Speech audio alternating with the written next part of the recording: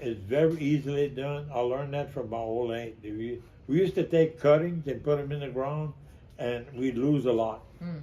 And my old aunt, what they do, they let it, when a branch was growing next to the ground, they kind of scrape the ground a little bit and put a brick on the branch. And a fig tree like a sugar cane, all the nodules will root.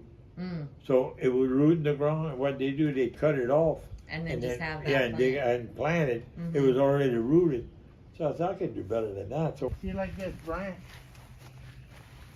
See this branch right here? Yes, sir. Okay, you take your pot, fill it up half with dirt, and you take this and you bend it in the pot, just like this. And you fill it up with dirt and put a little brick on it, and this is gonna start shooting out, and see like this?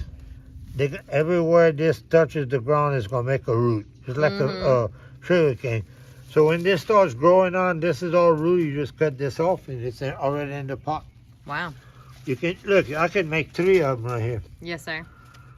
They all these little things will make roots, and you can bury it all the way up to here. And but this thing that's old. Same as this one right here. You've got one. Yeah, you can do that right too. There, but it's hard. It'd be hard to bend. Right. But you can get these and bend them.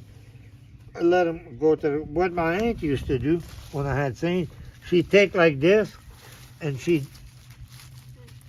put a brick right here. Yes, sir. So it would root. Then they had to cut this and dig it out and replant it. The way I do it, you already got it in the pot.